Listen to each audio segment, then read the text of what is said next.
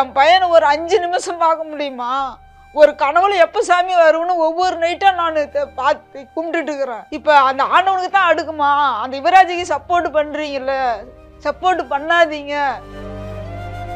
இது வந்து ஒரு கொஞ்சம் கூட ஒரு நியாயமே இல்லாத ஒரு செயல் தான், ஒரு மனிதத்தன்மையற்ற செயலாக தான் நான் பார்க்குறேன். நிறையா இடத்துல காயங்கள், கண்டிப்பான காயங்கள், அப்புறம் அதேமாரி எந்த இடத்துல வெட்டியிருக்காங்க, எந்தெந்த இடத்துலலாம் இது பண்ணியிருக்காங்க, ஸ்டாப் பண்ணியிருந்தாங்க, அந்த மாதிரி இதெல்லாம் மனசுக்கு ரொம்ப வந்து தம்பி இந்த மாரி காணும் அப்படின்னு சொல்லிட்டு அம்மா தேடிட்டு இருக்கும்போது தான் எனக்கு தெரிஞ்சது. நான், மாமா, கார்த்திக் ராஜா, சுவாதி எல்லாருமே போயிட்டு அங்கே நாங்கள் போலீஸ் ஸ்டேஷனில் கம்ப்ளைண்ட் கொடுத்துட்டு ஒரு 4-5 மணி பக்கமாக தான் தம்பி இறந்துட்டாங்கிற நியூஸே வருது. அந்த சமயத்தில் வந்து ஒரு அழுகையுமே வரல, என்ன பண்ணணும் அப்படிங்கிறதுமே தெரியல. திருப்பி இந்த மாதிரி இருந்தால் இப்போ இந்த மாதிரி பண்ணிட்டாங்களே, இந்த பொண்ணு கூட போயிருக்குது, கார்த்திக் ராஜாவும் சொல்லியிருக்கிறான், இதை யார் வந்து பண்ணனாங்க அப்படிங்கிற ஒரு எண்ணம் தான் இருந்துச்சு. மற்றபடி வேற என்ன செய்யணும்னு கூட தோணலை.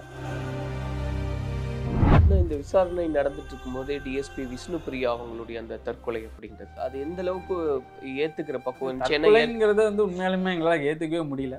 என்னது ஒரு அதிகாரி, அவ்வளோ ஒரு போல்டான அதிகாரி ஏன் தற்கொலை பண்ணும்? ஒன்று வந்து இவன் இன்டெரக்டாக அழுத்தத்தை கொடுத்து அதனால் இறந்துருக்கணும். அப்படி இல்லைன்னா இவங்க ஏதாச்சும் பண்ணிவிட்டு அதை வந்து தற்கொலையாக மாற்றுறதுக்கு முயற்சி செஞ்சுருக்கணும்.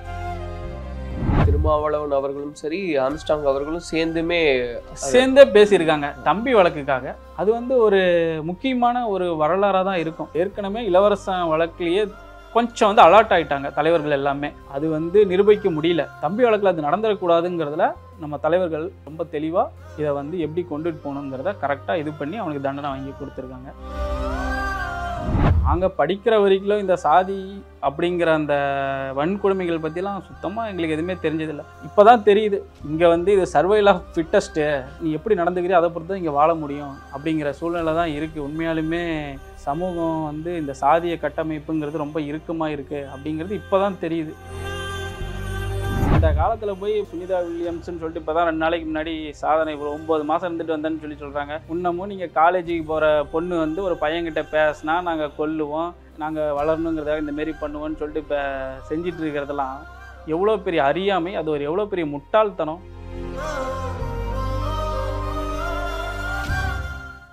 கலாட்டா நேயர்களுக்கு வணக்கம். நான் சரவண ராம்குமார். இன்னைக்கு நம்மோட கலைச்செல்வன் இருக்காரு. கலைச்செல்வன் யார் அப்படின்னா, தமிழகத்தை உலுக்கியிருந்த சாதிய படுகொலை அப்படின்னு நம்ம பேசும்போது கோகுல்ராஜ் அப்படின்ற பெயரை நம்மால் இன்னைக்கும் மறந்திருக்க முடியாது. இந்த கோகுல்ராஜினுடைய சகோதரர் தான் அவர். அவர்கிட்ட நிறைய விஷயங்களை பேசலாம். அண்ணா வணக்கம். வணக்கம் சார்.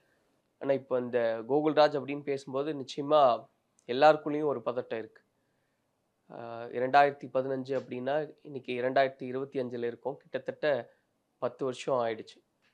இன்னைக்கு எப்படி இருக்குன்னு அதெல்லாம் நினச்சி பார்க்கும்போது இன்றைக்குமே அந்த பிரச்சனை வந்து இன்னும் முடிஞ்ச பாடில்லை. தொடர்ந்து வந்து வழக்கு நடந்துகிட்டே தான் இருக்குது. ட்ரையல் கோர்ட்டில் வந்து தண்டனை, அக்யூஸ்டுகளுக்கு தண்டனை கொடுத்துட்டாங்க. சுப்ரீம் இதில் ஹைகோர்ட்லேயுமே தண்டனை வந்து உறுதி செஞ்சிட்டாங்க. இப்போ வந்து சுப்ரீம் கோர்ட்லேயும் வழக்கு நிலுவையில் இருக்குது. அது இல்லாமல் அந்த வழக்கில் கடைசி அக்யூஸ்டான A17க்கு திரும்பவும் வழக்கை பிரித்து நாமக்கல் நீதிமன்றத்தில் இன்னமும் வந்து ட்ரையல் நடந்துட்டு தான் இருக்குது. அது இல்லாமல் இந்த அந்த A1 அக்யூஸ்டு அதுக்கு இடையில் அந்த பரோல்லாம் வந்து ஒரு மிகப்பெரிய சமூகத்தில் ஒரு பதற்றத்தை உருவாக்குற மாதிரியான செயல்களும் எங்களுக்கு தொடர்ந்து இந்த மாதிரியான செயல்கள்லாம் மனசை வந்து பாதிச்சுட்டு தான் இருக்குது. அதையும் நாங்கள் எதிர்கொண்டுட்டு தான் இருக்கோம். தைரியமாக எங்களுக்காக உதவுகிற நல்லவங்க, எங்கள் தலைவர்கள், அதாவது விடுதலை சிறுத்தைகள் கட்சியினுடைய தலைவர் எழுச்சி தமிழர் உள்ளிட்ட தோழமை இயக்கங்களும் சேர்ந்து எங்களுக்கான அந்த உறுதுணையை கொடுத்துட்ருக்காங்க. நாங்களும் தைரியமாக அதை ஃபேஸ் பண்ணிகிட்ருக்கோம். அது மட்டும் இல்லாமல் நான் விடுதலை சிறுத்தைகள் கட்சியிலையும் சேர்ந்து ஓமலூர் நகர செயலாளராக பணியாற்றிட்டு இருக்கேன். தொடர்ந்து என்ன மாதிரி பாதிக்கப்படுற, எங்களை மாதிரி பாதிக்கப்படுறவங்களுக்கும் களத்தில் நின்று குரல் கொடுத்துட்ருக்கோம். எங்களுக்கான எங்களால் முடிஞ்சதையும் நாங்கள் செஞ்சுட்டு தான் இருக்கோம்.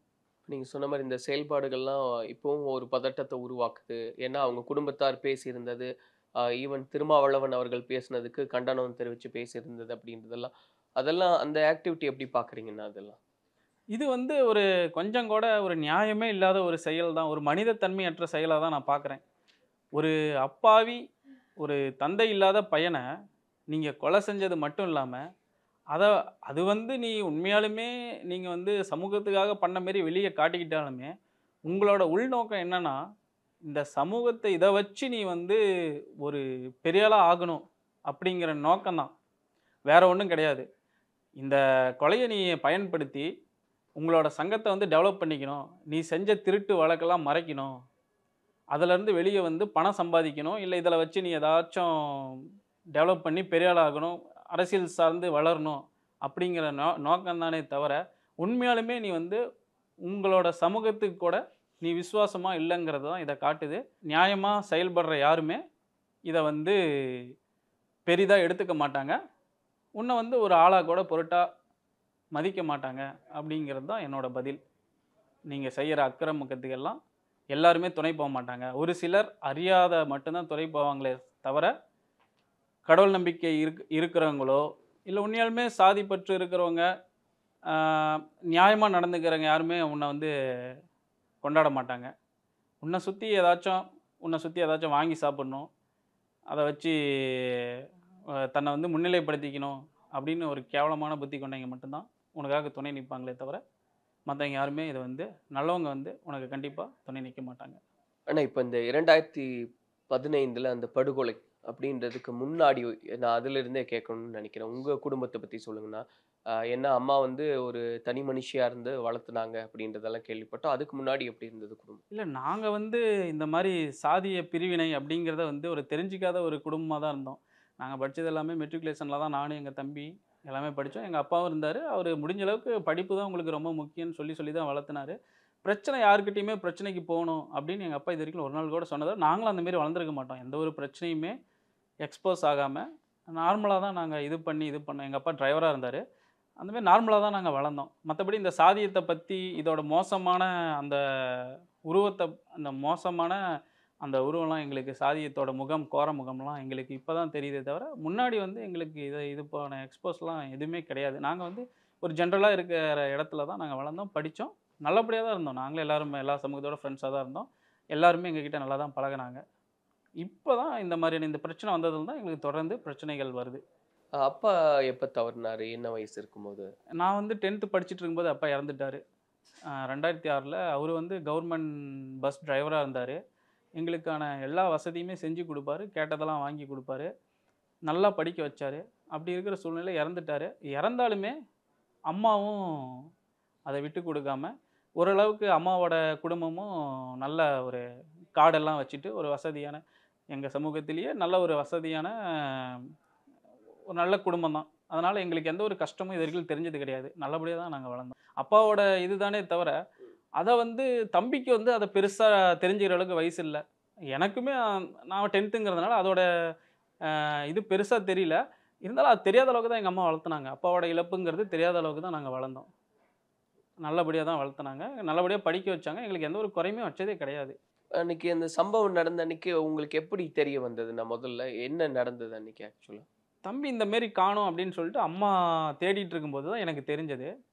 நானும் திரும்பி தேடி பார்க்கும்போது தான், அன்னைக்கு நடந்த அன்னைக்கு சாயங்காலம் நாங்க தேடி பார்க்கும்போது தான் எல்லாத்துக்கிட்டயும் ஃப்ரெண்ட்ஸ் கிட்ட எல்லாம் விசாரிச்சு தேடி கிடைக்கல அப்படின்னு சொல்லி, திரும்ப அடுத்த நாள் காலையில அ கார்த்திக் ராஜா வந்து சொல்லி, இந்த மாரி சுவாதிங்கிற பொண்ணு கூட போய் ஏதோ பிரச்சனை ஆயிடுச்சாம். நீங்க பேசுங்கன்னு அந்த பொண்ணுகிட்ட பேசி, நாங்க தேடி கண்டுபிடிச்சு, யுவராஜ் தான் இந்த மாரி கூட்டிட்டு போனான் அப்படிங்கிற தேடி கண்டுபிடிச்சு, அதுக்கப்புறம் நாங்க போலீஸ் ஸ்டேஷன்ல கம்ப்ளைண்ட் பண்ணதுக்கப்புறம் தான், இந்த மாரி அ தம்பி இதானா அப்படிங்கிற கம்ப்ளைண்ட் பண்ணிட்டு இருக்கும்போது தான், இந்த மாரி தம்பி இதாயிட்டான். ரயில் ரோட்ல வந்து அடிச்சு போட்டான். இது பண்ணிட்டு வெட்டி போட்டாங்க. எப்படி அப்படிங்கிற உங்க விஷயம் அதான் தெரிஞ்சது. தகவல் வந்து போலீஸ் ஸ்டேஷன்ல இருந்து வருது? போலீஸ் ஸ்டேஷன்ல இருந்து இல்ல, ரயில்வே போலீஸ். நாங்க வந்து இருந்தது law and order okay. Police Tiruchengode ஸ்டேஷன்ல டவுன் கம்ப்ளைண்ட். டவுன் போலீஸ் ஸ்டேஷன்ல கம்ப்ளைண்ட் பண்ணிட்டு இருக்கிறோம். ஓகே. இந்த மாரி தம்பிய கூட்டிட்டு போணும் அப்படிங்கிறதுக்காக நாங்க கம்ப்ளைண்ட் பண்றோம். நானு, அம்மா, மாமா, கார்த்திக் ராஜா, சுவாதி எல்லாருமே போயிட்டு அங்க நாங்க போலீஸ் ஸ்டேஷன்ல கம்ப்ளைண்ட் பண்ணியிருக்கோம். பாருங்க இந்த பொண்ணு கூட இருக்கும்போது தான் யுவராஜ்ங்கிற ஒருத்தன் வந்து கூட்டிட்டு போயிட்டானா. நாங்க கம்ப்ளைண்ட் குடுக்குறோம். பேரும் கூட நாங்க மென்ஷன் பண்ணி குடுக்கல. நாங்க அத பத்தி கூட நாங்க எதுவும் அவனுக்கு தம்பிக்கு எதுவும் பிரச்சனை வந்துரக்கூடாது. நாங்க வந்து மீட்டுட்டு போயிடணும். உயிரோட மீட்டுட்டு போணும். எந்த ஒரு அந்த இதுவும் பொண்ணு உங்க கூட தான் இருக்கா? அந்த பொண்ணு எங்க கூட தான் இருக்குது.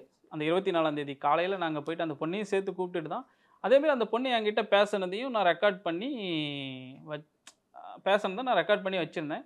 அதுக்கப்புறம் யாரோ நம்ம அது ப்ரெஸ் எல்லாம் கொடுத்து அது இதாயிடுச்சு. இப்போ கோர்ட்லேயுமே அதை வந்து அந்த நானும் அந்த பொண்ணும் பேசின அந்த உரையாடல், செல்ஃபோன் உரையாடல்லாம் கோர்ட்லேயுமே இப்போ ஆதாரமாக எடுத்திருக்காங்க. என்னெல்லாம் சொல்லியிருந்தாங்கண்ணா அதுல? அந்த பொண்ணு என்ன சொல்லியிருந்தாங்கன்னா, இந்த மாதிரி நாங்கள் கோயிலுக்கு அர்த்தநாதீஸ்வரர் மலை கோயிலுக்கு போயிருந்தோம். இப்போ போயிட்டு இருக்கும்போது யுவராஜ் உள்ளிட்ட சில பேர் வந்து எங்கள் தம்பியும் அந்த பொண்ணையும் விசாரித்து யார் என்ன சமூகம் அப்படிங்கிறத விசாரித்து அந்த பொண்ணை மட்டும் தனியாக அனுப்பிட்டு, அதாவது கோகுலை வந்து மிரட்டி அடித்து நீங்கள் லவ் பண்ணுறீங்க தானேன்னு சொல்லி கேட்டு காரில் வச்சு கூட்டிகிட்டு போனாங்க அப்படின்னு சொல்லி தான். அப்புறம் நாங்கள் கேட்டோம், ஏன் இன்னும் வீட்டுக்கு வரல, ஏமா எங்கள் கிட்ட சொல்ல அப்படின்னு சொல்லலாம் கேட்டோம். இல்லை, என் ஃபோனையும் சேர்த்து திருட்டு வாங்கிட்டு போயிட்டாங்க, அதனால் என்னால் எதுவும் இன்ஃபார்ம் பண்ண முடியல அப்படின்னு சொல்லி நாங்கள் அடுத்த நாள் வந்து எங்கள் அம்மா நம்பருக்கு ஃபோன் போட்டு கேட்கும்போது தான் அந்த பொண்ணு சொன்னாங்க. மலையில் நடந்த எல்லா விஷயத்தையுமே எங்ககிட்ட சொன்னாங்க. அதை வந்து அந்த ஃபோன் ரெக்கார்டாக அது வந்து மீடியாவுக்கு உடனே அந்த டைமில் போயிடுச்சு. தம்பிக்கு பிரச்சனை இந்தமாரி இறந்துட்டாங்கும்போதே அந்த ரெக்கார்டிங்ஸ் எல்லாமே மீடியா பப்ளிஷ் பண்ணாங்க. அது இல்லாமல் கோர்ட்லேயுமே அது ஒரு ஆதாரமாக ப்ரூவ் பண்ணியிருக்கோம். இப்போ நீங்கள் வந்து போலீஸ் ஸ்டேஷனில் புகார் கொடுக்குறீங்க, தம்பியை காணோம், இந்த மாதிரி சோன்சோ நடந்தது அப்படின்னு. அந்த தகவல் வந்து அவர் இறந்துட்டார் அப்படின்றதே தகவல் வருது உங்களுக்கு? ஆமாம், போலீஸ் ஸ்டேஷனில் கம்ப்ளைண்ட் கொடுத்துட்டு சாயங்காலம் நாங்கள் ரொம்பவும் வெக்ஸ் ஆகிட்டு இன்னும் பையன் வரலையே அப்படின்னு இப்போ நாங்கள் காலையில் போய் சாப்பிடாம கொள்ளாமல் ஒரு காலையில் 10 மணிலேருந்து ஸ்டேஷன்லேயே தான் நாங்கள் இருக்கோன்னா, ஒரு 4-5 மணி பக்கமாக தான் தம்பி இறந்துட்டாங்கிற நியூஸே வருது. அதுக்கு முன்னாடியே இதில் ஃபைல் பண்ணியிருக்காங்க. ரயில்வே போலீஸ் வந்து கம்ப்ளைண்ட் எஃப்ஐஆர் ரிஜிஸ்டர் பண்ணி இருந்திருக்காங்க. ஆனால் எங்களுக்கு வந்து எங்கள் அம்மாவுக்கு ஃபோன் வந்தது. தம்பியோட ஐடி கார்டில் இருக்கிற நம்பர் வச்சு எங்கள் அம்மாவுக்கு ஃபோன் பண்ணி, இந்த மாதிரி கோகுல் ராஜுங்கிற ஒரு ஐடி கார்டோட இதாக இருக்குது, நீங்கள் வந்து பாருங்கள் அப்படின்னு தான் சொன்னாங்க. அப்புறம் போலீஸுமே எல்லாம் எங்கள் அம்மா வந்து அங்கேயே ஃபெயிண்ட் ஆகிட்டு கீழே விழுந்து இதாகிட்டாங்க. எங்கள் மாமா பார்த்துட்டு இருந்தாங்க. நான் போய் அவனுக்கு பார்த்து அடையாளம் சொல்லி இது எங்கள் தம்பி தான் அப்படிங்கிறதெல்லாம் அடையாளம் சொல்லி அது இல்லாமல் கடத்தனவன் தான் இந்த மாதிரி பண்ணியிருக்கான் அப்படிங்கிறதையும் நாங்கள் சொன்னோம். இப்போது நீங்கள் போய் பார்த்தீங்களாண்ணா? அம்மாவுக்கு யாராலையும் அதை ஏற்றுக்க முடியாத அந்த சூழ்நிலையை நம்ம பார்க்கும்போது அது எப்படி இருந்தது? ஒரு சகோதரர் அந்த நிலைமையில் இருக்கார் அப்படி. அந்த சமயத்தில் வந்து ஒரு அழுகையுமே வரல, என்ன பண்ணணும் அப்படிங்கிறதுமே தெரியல. திருப்பி இந்த மாதிரி இருந்தால் இப்போ இந்த மாதிரி பண்ணிட்டாங்களே, இந்த பொண்ணு கூட போயிருக்குது, கார்த்திக் ராஜாவும் சொல்லியிருக்கிறான், இதை யார் வந்து பண்ணனாங்க அப்படிங்கிற ஒரு எண்ணம் தான் இருந்துச்சு. மற்றபடி வேறு என்ன செய்யணும்னு கூட தோணல. அப்படியே ஒரு பிளாங்காக இருக்கிற மாதிரி தான் இருந்துச்சு. அந்த டைமில் வந்து இதுதான் செய்யணும் அப்படிங்கிற வேறு எதுவுமே தோணல. இந்த மாதிரிலாம் ட்ரைட் பண்ணி நம்ம துரோகம் பண்ணிட்டாங்க, நம்ம தம்பிக்கு ஏதோ கூட்டிகிட்டு போயிட்டு இது பண்ணிட்டாங்களே அப்படிங்கிற அந்த இதுதான் தோணுச்சே தவிர மற்றபடி வேறு எதுவும் தோணல. அது ரொம்ப கோரமாக நினச்சி பார்க்க முடியாத அளவுக்கு தான் இருந்துச்சு.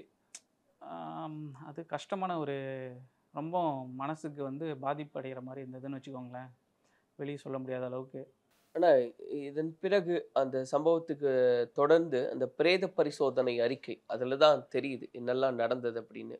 அது குறித்து பிரேத பரிசோதனை அறிக்கை மட்டும் இல்லை, இந்த வழக்கு சம்பந்தமாக என்னென்ன நடந்தது இது எல்லாமே டீட்டெயில்டாக நான் வந்து தெரிஞ்சு வச்சுருக்கேன்னு வச்சுக்கோங்களேன்.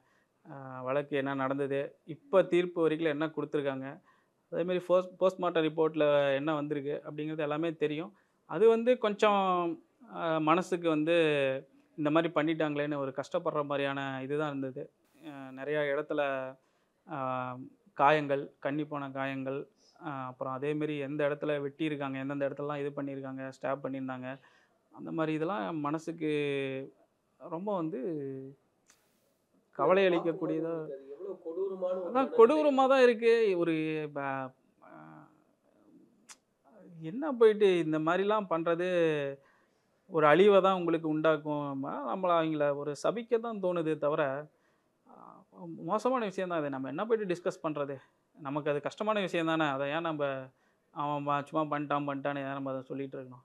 இப்போ அந்த நீங்கள் சொன்னப்போ அன்னைக்கு அந்த தேதியில் வந்து உங்களுக்கு இந்த மாதிரி இவங்க கூட்டிகிட்டு போகிறாங்க, அந்த கோயிலேருந்து அவங்க தான் கடத்திட்டு போகிறாங்க அப்படின்றது வந்து உங்களுக்கு தகவல் தெரியுது. இப்படி ஒரு சம்பவம் நடந்துருச்சுன்னு. அதுக்கப்புறம் அந்த கோவிலிருந்து அந்த சம்பவம் நடக்கிற வரைக்கும் என்ன நடந்ததுன்றது பின்னாட்களில் தெரிஞ்சிருக்கும் இல்லையா உங்களுக்கு? என்னெல்லாம் நடந்தது அப்படின்னு.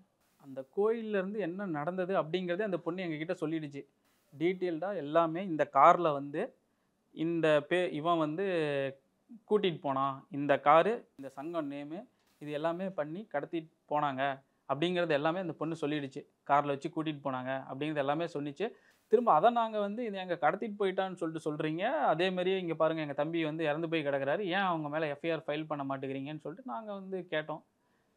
அவங்க வந்து அதை ரிப்போர்ட் பார்த்துட்டு தான் நாங்கள் ஃபைல் பண்ணோன்னு சொல்லிட்டு சொன்னாங்க. அதேமாரி நாங்கள் போராட்டம்லாம் பண்ணோம். இது நீங்கள் வந்து ரொம்ப தாமதமாக இது பண்ணுறீங்க, எங்களுக்கு வந்து ஒரு சரியான ஒரு ரெஸ்பான்ஸ் இல்லை அப்படின்னு சொல்லிட்டு நாங்களும் அதுக்கு வந்து ப்ரொட்டஸ்ட் பண்ணோம். எங்களுக்கு துணையாக விடுதலை சிறுத்தைகள் கட்சி, பகுஜன் சமாஜ், அப்புறம் கம்யூனிஸ்ட், ஒரு சில இயக்கங்களும் சேர்ந்து இது மாணவர் அமைப்பு எல்லாமே நிறையா பண்ணாங்க. அதுக்கப்புறம் அது எஸ்சிஎஸ்டி நேஷ்னல் எஸ்சிஎஸ்டி கமிஷன் வந்து அந்த ஸ்பாட்டுக்கே வந்து அதை எல்லா இதுவுமே பண்ணி பேட்டிலாம் கொடுத்துருந்தாங்க. அந்த வீடியோஸ் எல்லாமே அவர் தான் போயிட்டு கோயிலேருந்து எடுத்தார். அவர் இன்வெஸ்டிகேஷன் பண்ணும்போது தான் அந்த டிவியில் எல்லாமே அது ஃப்ளாஷ் ஆச்சு. அந்த கோயிலில் வந்து நாங்கள் வந்து அப்போ வந்து கம்ப்ளைண்ட் வந்து அவன் நேம் மென்ஷன் பண்ணாமல் தானே கொடுத்துருந்தோம். ஏன்னா தம்பி இறந்துட்டாங்கிறது தெரியாதப்போ எப்படியாச்சும் கூட்டிகிட்டு போகணும், அவன் பேரை மென்ஷன் பண்ண வேணாம், எந்த பிரச்சனையும் வளர்த்தக்கூடாது அப்படிங்கிறதாக தான் நாம் வந்து அவன் பேரை மென்ஷன் பண்ணாமல் கம்ப்ளைண்ட் கொடுத்துருந்தோம்.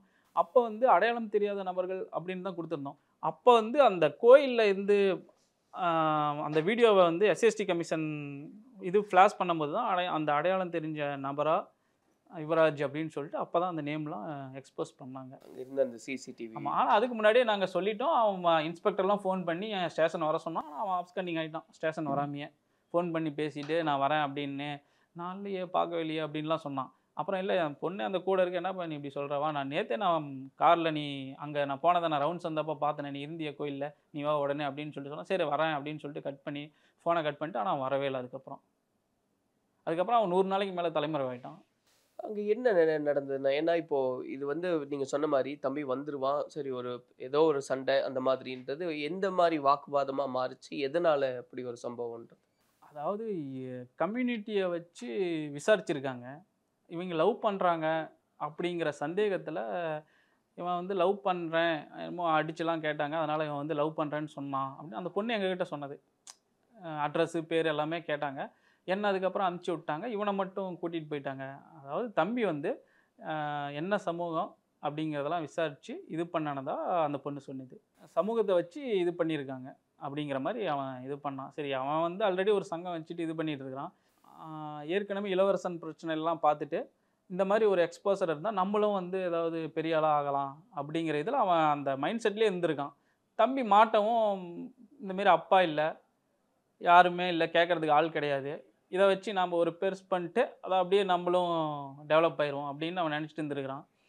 நல்ல வேளை அந்த கோயிலில் நடந்ததுனால அந்த சாமியை சாட்சி சொன்ன மாதிரி, அர்த்தநாரீஸ்வரர் அது சாட்சி சொன்ன மாதிரி அந்த கேமரா கிடச்சி, அது ஆக்சுவலாக அது ஒரு நெட்ரிகன் மாதிரி தானே, அதனால் வந்து அவன் மாட்டி இன்றைக்கி வந்து அவன் வெளியே வர முடியாத மாதிரி வாழ்நாள் முழுக்க நீ சிறையிலேருந்து கிடந்து தான் சாகணுங்கிற மாதிரி சாமியே ஒரு தீர்ப்பு தான் கொடுத்துருக்காரு. அந்த தீர்ப்பு எந்த அளவுக்கு இருந்தது உங்களுக்கு? எனக்கு வந்து அது வந்து ஒரு நல்ல தீர்ப்பாக தான் பார்த்தேன். அம்மா சொல்கிறாங்க, இந்நேரம் அவனுக்கு தூக்கு தண்டனை, நம்ம பாப்பா மோகன் சார் வந்து தூக்கு தண்டனை வாங்கி கொடுத்துருந்தா அவன் இந்த மாதிரி வந்து வெளியே சீனா போட்டுட்டு இருப்பானா. அதனால் வந்து அதை அம்மா ஃபீல் பண்ணுறாங்க. இதனால வந்து வாழ்நாள் சிறைங்கிறது எங்களுக்கு அது ஒரு திருப்திகரமான தீர்ப்பாக தான் நாங்கள் பார்க்குறோம். இன்னும் இந்த விசாரணை நடந்துட்டு இருக்கும்போதே டிஎஸ்பி விஷ்ணுபிரியா அவங்களுடைய அந்த தற்கொலை அப்படின்றது அதெல்லாம் அது எந்த அளவுக்கு ஏற்றுக்கிற பக்குவம்? சென்னைங்கிறது வந்து உண்மையாலுமே எங்களால் ஏற்றுக்கவே முடியல. என்னது ஒரு அதிகாரி, அவ்வளோ ஒரு போல்டான அதிகாரி ஏன் தற்கொலை பண்ணும்? ஆனால் அது உங்களுக்கு வந்து ஒரு பேரதிர்ச்சியாக இருந்திருக்கும் இல்லையா? அது ஒரு அதிர்ச்சி தான். மேடம் இருந்தது எங்களுக்கு ஒரு அதிர்ச்சி தான். ஏன்னா நாங்கள் முன்னாடியே சொன்னோம், இது இந்த மாதிரிலாம் எங்களுக்கு நடந்ததை வச்சு இவங்க வந்து சரியான முறையில் வழக்கை கொண்டுட்டு போகல, அதனால் நீங்கள் சிபிஐ வழக்கு மாற்றி இவனுக்கு பின்னாடி இருந்து யார் இவனை வந்து ஏவி விட்டாங்க அப்படிங்கிறதெல்லாம் கண்டுபிடிக்கணும் அப்படிங்கிறதெல்லாம் நாங்கள் சொன்னோம். ஆனால் அதெல்லாம் கேட்காம தொடர்ந்து போலீஸ் இன்வெஸ்டிகேஷனே அப்போ இருந்த அந்த அரசாங்கம் வந்து மெத்தனமாக நடந்ததுனால தான் விஷ்ணுபிரியா மேடம் இறந்தாங்க. இல்லைனா அவங்க வந்து இறந்துருக்க மாட்டாங்க. இவன் வந்து தொடர்ந்து தலைமறைவாக ஆகி அவங்களுக்கு வந்து அழுத்தத்தை கொடுத்து, ஒன்று வந்து இவன் இன்டெரக்டாக அழுத்தத்தை கொடுத்து அதனால் இறந்துருக்கணும். அப்படி இல்லைனா இவங்க ஏதாச்சும் பண்ணிவிட்டு அதை வந்து தற்கொலையாக மாற்றுறதுக்கு முயற்சி செஞ்சுருக்கணும். இப்போ ஒரு கட்டத்தில் வந்து அந்த பெண்ணை வந்து பிறல் சாட்சியாக மாறுறாங்க அப்படின்றது நீங்கள் எதிர்பார்த்ததா? அது கண்டிப்பாக வந்து எங்கள் வழக்கறிஞர் எல்லாமே சொல்லிட்டு இருந்தாங்க, இது வந்து அவங்க சமூகம் சார்ந்த பெண், நம்ம சமூகத்தில் ஒரு பெண்கள் சாட்சி சொல்கிறது ரொம்ப ஒரு சிரமமான விஷயந்தான். அப்படிங்கும்போது கண்டிப்பாக இவங்க மாற்றி சொல்கிறதுக்கான வாய்ப்பு தான் இருக்குது. இருந்தாலும் இது வந்து எல்லாமே உலகமே மீடியாவில் இந்தியா ஃபுல்லுமே எல்லாமே தெரிஞ்சு தமிழ் பத்திரிகை, ஆங்கில பத்திரிகையிலேருந்து தமிழ் பத்திரிகை எல்லாமே ஃபுல்லாக போய் இவன் வந்து தப்பிக்க முடியாதுங்கிறது எங்களுக்கு முன்னாடியே தெரியும். சிசிடிவி ஆதாரம் எல்லாமே மீடியாவிலேயே இது வந்து வந்துடுச்சு இல்லைங்களா? அதனால் வந்து அந்த பொண்ணு சொல்லலைனாலுமே நம்மளால் இவனை வந்து தண்டிக்க முடியும்னு தான் வழக்கறிஞர்களும் நம்பிக்கை கொடுத்தாங்க. அதேமாரி தான் செஞ்சும் காட்டினாங்க. இந்த தொலைக்காட்சி விவாதமுமே அதுக்கு ஒரு ஒரே அதாவது இப்போ பெரும்பாலும் சொல்லும்போது ஒரே ஒரு தொலைக்காட்சியில் தான் அவன் பேட்டி கொடுத்தான் அப்படிங்கிற மாதிரி சொல்கிறாங்க. ஆனால் அவன் எல்லா தொலைக்காட்சியிலையுமே வாட்ஸ்அப் ஆடியோ, ஃபேஸ்புக்கு அப்படின்னு எல்லா தொலைக்காட்சியிலையுமே தொடர்ந்து யூடியூப் சேனல் முதற்கொண்டு அவன் காண்டாக்ட் பண்ணிட்டு தான் இருந்தான். அதில் எல்லாத்துலேயுமே சொல்லியிருக்கான். நீங்கள் யூடியூப்பில் இப்போ அடித்து பார்த்தீங்கன்னா கூட அது எல்லாமே ஒன்று விடாமல் எல்லாமே வரும். இப்போ இதில் வந்து இந்த உண்மையை வெளிக்கொணரணும்னு நிறைய பேர் அதுக்கும் வந்து சப்போர்ட் பண்ணாங்க உங்களுக்கு அப்படின்றதையும் பார்க்குறோம். அதாவது நாங்கள் வந்து சிபிஐ வேணும், இது வந்து வழக்கு வந்து திசை திருப்புற மாதிரி நடக்குது அப்படிங்கும்போது சிபிஐ இருந்தால் நமக்கு நல்லா இருக்குன்னு சொல்லிட்டு தான் நம்ம தலைவர் எழுச்சி தமிழர், விடுதலை சிறுத்தைகள் கட்சியோட தலைவர் எழுச்சி தமிழர் திருமாவளவன் அவர்களும் அதேமாதிரி ஆம்ஸ்ட்ராங் ஒரே ரூமில் வந்து பேசி வழக்கறிஞர்கிட்ட பேசி சிபிஐக்காக முயற்சி பண்ணாங்க. அந்த வழக்கு எப்படி தள்ளுபடி பண்ணாங்கன்னா, இந்த வழக்கறிஞர்கள்லாம் நீதிமன்ற புறக்கணிப்பு செய்வாங்க இல்லைங்களா? அந்தமாரி புறக்கணிப்பு செய்யும்போது வழக்கறிஞர்கள் போகாத நேரத்தில் அந்த வழக்கை வந்து தள்ளுபடி பண்ணிட்டாங்க. இந்தமாரி இது வந்து புறக்கணிப்பு பண்ணுறது சரியில்லை அப்படின்னு சொல்லி அப்போ அந்த ஜட்ஜி வந்து சிபிஐ கொடுக்க மறுத்துட்டார். அது இல்லாமல் அப்போ அவன் அக்யூஸ்ட் வந்து தலைமறைவாக இருந்தவன் அந்த டைமில் கைதும் பண்ணியிருந்தாங்க. நாங்கள் வழக்கு போட்டப்போ கைது பண்ணதுனால அதுவும் ஒரு காரணமாக இந்தமாரி கைது பண்ணியாச்சு, ஃபேராக நாங்கள் வந்து ட்ரையல் இது பண்ணுவோம், எலக்ட்ரானிக் சம்மந்தமான இதெல்லாம் சாட்சியங்கள்லாம் இருந்ததுனால அது எல்லாமே நாங்கள் ஆராய்ச்சி பண்ணுவோம்னு சொல்லிட்டு அப்போவே சிபி சைட்லேருந்து அடிஷ்னல் டிஜிபி எங்களுக்கு வந்து ரிப்ளை பண்ணியிருந்தார். நேஷ்னல் எஸ்எஸ்டி கமிஷன் மூலமாக இந்தமாரி சிபிஐ விசாரணை தேவையில்லை, இதே நாங்கள் ஃபேர் அண்ட் சயின்டிஃபிக் மேனரில் பண்ணுவோம் அப்படின்னு இப்போ அந்த காப்பீஸ் கூட இருக்குது. அந்த இதெல்லாம் எங்களுக்கு பண்ணி அப்போவே உறுதி கொடுத்துருந்தாங்க. இப்போ 2 பேருமே திருமாவளவன் அவர்களும் சரி, ஆம்ஸ்ட்ராங் அவர்களும் சேர்ந்தே பேசியிருக்காங்க தம்பி வழக்குக்காக. அது வந்து ஒரு முக்கியமான ஒரு வரலாறாக தான் இருக்கும். ஒரே ரூமில் அவரும் வந்து பேசினார், தலைவர் எழுச்சி தமிழரும் வந்து வக்கீல்கிட்ட பேசி இது வந்து வழக்கு ரொம்ப இப்போ ஏற்கனவே இளவரசன் வழக்குலேயே கொஞ்சம் வந்து அலர்ட் ஆகிட்டாங்க தலைவர்கள் எல்லாமே. அது வந்து நிரூபிக்க முடியல, அதுவும் அது ஒரு பச்சை படுகொலைன்னு தான் எல்லாத்துக்குமே தெரியும், மக்கள் எல்லாத்துக்குமே தெரியும். ஆனால் வந்து இளவரசன் வழக்கில் நிரூபிக்க முடியல. தம்பி வழக்கில் அது நடந்துடக்கூடாதுங்கிறதுல நம்ம தலைவர்கள் குறிப்பாக வந்து விடுதலை சிறுத்தைகள் வந்து ரொம்ப தெளிவாக இதை வந்து எப்படி கொண்டுட்டு போகணுங்கிறத கரெக்டாக இது பண்ணி அவனுக்கு தண்டனை வாங்கி கொடுத்துருக்காங்க. இப்போ அந்த விசாரணை நடந்துட்டு இருந்த காலகட்டத்திலேயே வந்து உங்களுக்கும் மிரட்டல் வந்தது அப்படின்றதெல்லாம் கேள்விப்பட்டோம். அப்படியெல்லாம் நடந்ததா? இல்லை, அது இன்டைரக்டாக மிரட்டல்கள் வந்துச்சு, இல்லைன்னுலாம் சொல்ல முடியாது.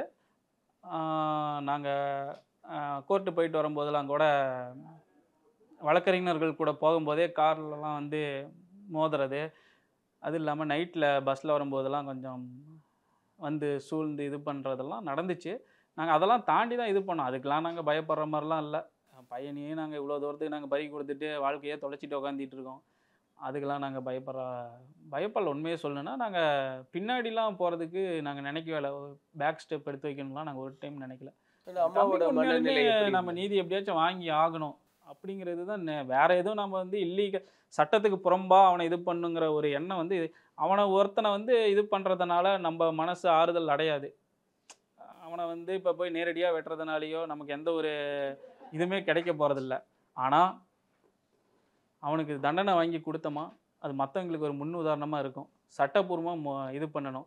அது இல்லாமல் நம்மளும் வந்து இந்தமாரி பாதிக்கப்படுறவங்களுக்காக நிற்கணும் அப்படிங்கிற எண்ணம் தான் தவிர மற்றபடி சட்டத்துக்கு புறம்பா எதுவும் செய்யணும் அப்படிங்கிற சரி சட்டத்துக்கு உண்டாகி நம்மளால் என்ன பண்ண முடியுமோ அதை வந்து கடைசி வரைக்கும் கைவிடாமல் நம்மளோட ஆறுதலுக்காச்சும் செய்யணும் அப்படின்னு தான் நாங்கள் செஞ்சுட்டு வரோம். இல்லை, இந்த மாதிரி ஒரு அச்சுறுத்தல் இருக்குது அப்படின்னா நீங்கள் உறுதியாக இருக்கீங்க நிச்சயமாக இதுக்கான ஒரு நீதி கிடைக்கணும் அப்படின்னு.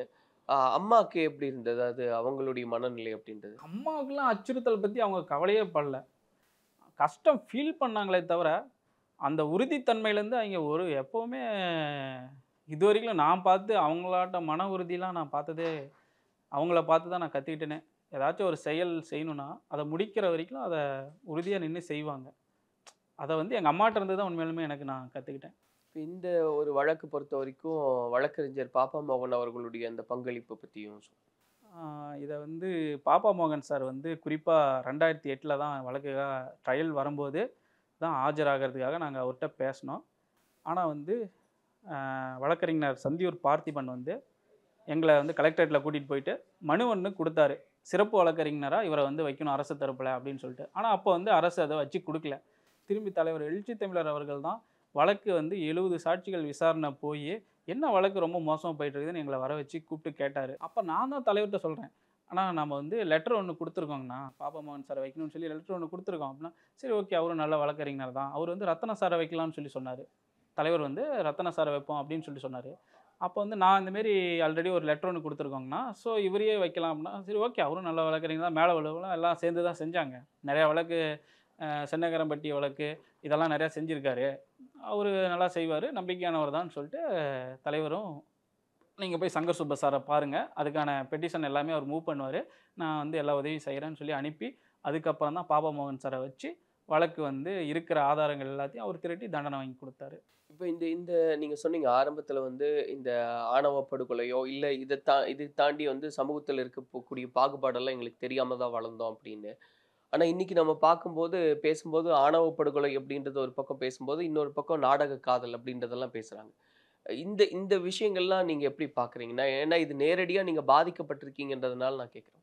நாங்கள் படிக்கிற வரைக்கும் இந்த சாதி அப்படிங்கிற அந்த வன்கொடுமைகள் பற்றிலாம் சுத்தமாக எங்களுக்கு எதுவுமே தெரிஞ்சதில்லை. ஒரு சில இடங்களில் வந்து சின்ன வயசாக இருக்கும்போது மறைச்சி இப்போ வீடு வாடகை இந்த மாதிரி இதெல்லாம் கூட ஒரு சின்ன சின்ன இதெல்லாம் வந்து நடந்திருக்கு. அது எங்களுக்கு பெருசாக தெரியல. அது வந்து தெரியாதனால தான் இப்போ இவ்வளோ பெரிய பிரச்சனையில் போய் நாங்கள் போய் மாட்டிகிட்டு இருக்கோம். இல்லைனா கூட இப்போ நீங்கள் இப்போ தான் தெரியுது, இங்கே வந்து இது சர்வைவல் ஆஃப் ஃபிட்டஸ்ட்டு, இங்கே நீ வந்து எப்படி வாழ்றியோ அதை பொறுத்து தான், நீ எப்படி நடந்துக்கிறியோ அதை பொறுத்து தான் இங்கே வாழ முடியும் அப்படிங்கிற சூழ்நிலை தான் இருக்குது. உண்மையாலுமே சமூகம் வந்து இந்த சாதிய கட்டமைப்புங்கிறது ரொம்ப இறுக்கமாக இருக்குது அப்படிங்கிறது இப்போ தான் தெரியுது. இது எல்லா வகையிலையும் வந்து நமக்கு பிரச்சனை கொடுக்கும். ஒரு மனிதன் மேலே வரணும்னா மற்ற சமூகங்களோட நம்ம வந்து கூடுதலாக தான் உழைக்கணும், இல்லை நமக்கு நீதி கிடைக்கணும்னா நம்ம அது கூடுதலாக தான் போராடணும். இப்போ இந்த நாடக காதல் அப்படின்ற டேர்ம் கூட வந்து நம்ம எதிர்த்து அது குறிப்பாக இப்போ வந்து யுவராஜ் அவங்க ஒய்ஃப் வந்து ஏதோ வீடியோ விட்டுருப்பாங்க போல இருக்குது, இந்த நாடக காதல் கும்பல் வந்து அலறாங்க அப்படின்னு சொல்லி. நாங்கள் ஒன்றும் அலற வேண்டிய அவசியமே கிடையாது. நாங்கள் என்ன போய் இருக்குது, நீங்கள் வந்து அப்படியே அவங்க அவ்வளோ அழகாக அவ்வளோ அழகாவாக இருக்காங்க, நீங்கள் அதை எங்கள் தம்பிக்கு என்ன போய் குறைஞ்சி போயிட்டான், எங்கள் தம்பிக்கு இருக்கிற அழகுக்கு அவங்க ஈடாக்குவாங்களா? அதனால் வந்து ஒன்றுமே வந்து நாங்கள் வந்து இப்போ படிப்புலேயும் வந்து நல்லா படித்து நல்லா டேலண்ட்டாக அறிவாக தான் இருந்தோம், எவ்வளோ சம்பாதிக்கனாலும் முடியும் அப்படிங்கிற சூழ்நிலையில் தான் இருந்தோம். அதனால் வந்து போய் நாடக காதல் பண்ணி அவங்கள கூட்டிகிட்டு வரணும் அப்படிங்கிற என்ன தேவை இருக்குது சொல்லுங்கள் பார்க்கலாம். ஒரே இருக்கிறவங்கள நீங்கள் வந்து இது பண்ணிங்கன்னா கூட பரவாயில்ல, என்ன இருக்குது நம்ம போயிட்டு அவங்கள நாடக காதல் பண்ணி கூட்டிகிட்டு வந்து அதெல்லாம் ரொம்ப தவறான விஷயம். நாடக காதல் கும்பல்னு சொல்கிறதெல்லாம் லவ் பண்ணானா கூட தெரில, ஒரு ஃப்ரெண்டு ஒரு இந்த காலத்தில் போய் நிலவுக்கு இப்போ இங்கே விண்வெளியில் போயிட்டு சுனிதா வில்லியம்ஸ்ன்னு சொல்லிட்டு இப்போ தான் 2 நாளைக்கு முன்னாடி சாதனை இவ்வளோ 9 மாதம் இருந்துட்டு வந்தேன்னு சொல்கிறாங்க. இன்னமும் நீங்கள் காலேஜுக்கு போகிற பொண்ணு வந்து ஒரு பையன்கிட்ட பேசினா நாங்கள் கொல்லுவோம், இல்லை அதை வச்சு நாங்கள் அரசியல் பண்ணுவோம், நாங்கள் வளரணுங்கிறதாக இந்தமாரி பண்ணுவோன்னு சொல்லிட்டு இப்போ செஞ்சிட்டு இருக்கிறதெல்லாம் எவ்வளோ பெரிய அறியாமை, அது ஒரு எவ்வளோ பெரிய முட்டாள்தனம். எவனாச்சும் அறிவு இருக்கிறவன் சிந்திச்சு பார்க்கணும், இந்த மாதிரிலாம் பண்ணுவானான்னு சொல்லிட்டு. இன்றைக்கி நல்லா படிச்சுட்டு வர ஒரு சமூகம் வேலையிலையும் நிறையா சாதிக்கிற ஒரு சமூகத்தை வந்து பின்னோக்கி இழுக்கிற வேலையை இவன் செஞ்சுட்டு இருக்கிறான். இதை வந்து அவங்க இளைஞர்கள் வந்து அவனை நம்பி யாரும் போகிறதில்ல, ஒரு சிலர் வந்து போகிறவங்க அதை உணரணும், அவனை வந்து புறக்கணித்து அவனை ஒதுக்கணும், தனிமைப்படுத்தணும். இதில் கோகுல்ராஜும் அந்த பொண்ணும் லவ் பண்ணாங்களா இல்லையா? எனக்கு தெரிஞ்சு அவங்க லவ்வர்ஸ்லாம் கிடையாதுங்க சார், கோயில் ஃப்ரெண்ட்ஸு தான். காலேஜ் படிக்கிறாங்க, ஒரே பேட்ச்மேட்டு, இந்த ப்ராஜெக்டில் ஏதோ ஒரு பேட்ச்மேட்டு, மற்றபடி லவ்வெல்லாம் பண்ணதுக்கான எந்த ஒரு ப்ரூஃப்மே கிடையாது. ஃப்ரெண்ட்லியாக பழகுறாங்க, அவ்வளோதான். கோயிலுக்கு போகிறாங்க, ஏதோ ஒரு ஹெல்ப்பு பார்த்துக்கிறாங்க, இதுதான். மற்றபடி வந்து லவ்ங்கிற அஃபேர் பற்றிலாம் எந்த ஒரு எவிடன்ஸுமே கிடையாது, இல்லை லவ் பண்ணல. தம்பியும் அதை பற்றி எதுவும் பேசுனதில்லை. இல்லை லவ் பண்ணலைங்க சார். இருந்தாலும் வந்து லவ் பண்ணேன்னு எந்த ஒரு இதுவுமே கிடையாது, லவ் பண்ணல. இல்லை நான் எதுக்காக கேட்குறேன்னா, இப்போ அண்ணன் தம்பின்னா இப்போ கிட்டத்தட்ட ஆமாம், நாங்கள் வந்து இப்போ கிரிக்கெட் விளையாடுவோம், ஒன்றா தான் போய் விளையாடுவோம், ஒரே டீமில் விளையாடுவோம், பைக்கில் ஒன்றா போவோம், மற்றபடி டிவி எல்லாமே நாங்கள் பேசிப்போம். எங்களுக்கு ரொம்ப கிரிக்கெட்னால் ரொம்ப இன்ட்ரெஸ்ட்டு. நாங்கள் அந்த அளவுக்குலாம் மெச்சூர்டெலாம் இல்லை, கார்ட்டூன் சேர்ந்து கார்ட்டூன் பார்ப்போங்க சார், அந்தளவுக்கு நாங்கள். இன்னைக்கு நினைச்சு பார்க்கும்போது எவ்வளவு பெரிய இழப்பா இருக்கு. ஏன்னா அம்மா வந்து அப்பா மறைவுக்கு அப்புறம் நாம கண்டிப்பா இது வந்து அப்பா வந்து ஒரு தாத்தா ஒரு விவசாயி இல்லை ஒரு கூலி தொழிலையா இருந்து அப்பாவை படிக்க வச்சு டிரைவர் ஆக்கியிருக்காரு. ஒரு அரசு போக்குவரத்து கழகத்தில் டிரைவர் ஆக்குற அளவுக்கு அவர் முன்னேறி இருக்காரு. அதுக்கு மேலே நம்ம படித்து அவர் சொன்ன மாதிரி நம்ம வந்து டாக்டராவோ இன்ஜினியராகவோ ஆகணும் அப்படிங்கிற எண்ணத்தில் தான் இருந்தோம். இந்த மாதிரி வளர்ந்துட்டு இருக்கும்போது தான் இந்த சாதியத்தோட கோர முகத்தை பார்த்து அந்த பிடியில் சிக்கி ஒரு சின்ன பின்னமாக இந்த மாதிரி வந்து இதாகும் அப்படின்னு சொல்லி நாங்கள் கனவுல கூட நினச்சதில்ல. நம்ம நல்லபடியாக ஒரு மற்ற குடும்பத்தை போல் வாழ்வோம் அப்படிங்கிற ஒரு எண்ணத்தில் தான் இருந்தோம். அப்பாவும் போயிட்டாரு, அப்புறம் தம்பியும் இந்தமாரி ஆகிட்டாங்கும்போது இன்னமும் எங்களுக்கு தொல்லைகள் கொடுத்துட்ருக்குறாங்க. இதெல்லாம் வந்து அவங்க உணர்ந்து இதில் வந்து நீங்கள் பின்னாடி போனால் தான் உண்மையாலுமே உங்களுக்கு வந்து நல்லது நடக்குமே தவிர, நீங்கள் தப்பு மேலே தப்பு செஞ்சிட்டு இருக்கிறதுனால ஒரு நல்ல முடிவும் கிடைக்காது கண்டிப்பாக. நிறைவா நீங்க சொல்ல விரும்புறது என்னன்னா, இப்போ வந்து தம்பி வழக்கில் பார்த்தீங்கன்னா, அந்த A17 கடைசி அக்யூஸ்டுக்கு தனியாக நாமக்கல் நீதிமன்றத்தில் பிரித்து வழக்கு நடந்துகிட்ருக்கு. இது வந்து முதன்மை வழக்குலேருந்து எந்த அளவும் பாதிப்பு வராத மாதிரி அவனோட பகுதிகளை மட்டும் அவன் என்ன அந்த அமுதரசுங்கிறவன் ஈடுபட்டிருக்கானோ அந்த பகுதிகளை மட்டும் விசாரிக்கணும். திரும்பியும் நிரூபிக்க வேண்டிய அவசியம் இல்லை. அப்படியே இருக்கா இல்லையான்னு சொல்லி கோர்ட்டு விவாதிக்கணும். வழக்கறிஞர்கள் இது சம்மந்தமாக மனு செஞ்சு இது பண்ண விவாதிக்கணும். அரசு தரப்பும் இதை வந்து கருத்தில் எடுத்துக்கணும்னு சொல்லிட்டு அது ஒரு கோரிக்கை வைக்கிறோம். அது இல்லாமல் சுப்ரீம் கோர்ட்டில் இப்போ வழக்கு நிலுவையில் இருக்குது. அது எங்கள் சார்பாக மூத்த வழக்கறிஞர்கள் வச்சு தர அரசு வந்து முன் வரணும் அப்படின்னு சொல்லி கேட்டுக்கிறோம். மற்றபடி வந்து இப்போ இருக்கிற அரசு வந்து எங்களுக்கு முழு சப்போர்ட்டாக இருக்காங்க. தலைவர் எங்களுக்கு எல்லாம் நாங்கள் கேட்காததையும் செஞ்சு தரதுக்கு தலைவர் எழுச்சி தமிழர் இருக்கார், வழக்கறிஞர்கள் இருக்காங்க. அதனால் வந்து கண்டிப்பாக நாங்கள் எந்த வகையிலையும் பின்னாடி கால் வைக்க மாட்டோம். முன்னோக்கி தான் நகரும். உங்கள் அச்சுறுத்தலுக்கு பயப்படுற ஆள் வந்து நாங்கள் கிடையாது. இது வழியாக நாங்கள் உங்களுக்கு தெரிவிச்சுக்கிறோம். நீங்கள் வேணால் இதை வந்து நீங்கள் திட்டமிட்டு வைரல் பண்ணி உங்கள் இதில் பெரிய காட்டிக்கலான்னு நீங்கள் நினச்சிட்டு இருக்கிறீங்க. அது வந்து உங்களுக்கு பின்னடைவாக தான் போகுமே தவிர உங்களுக்கு எந்த வகையிலையும் கை கொடுக்காது அப்படிங்கிறத நான் நிறைவாக சொல்லிக்க விரும்புகிறேன். நன்றி, வணக்கம்.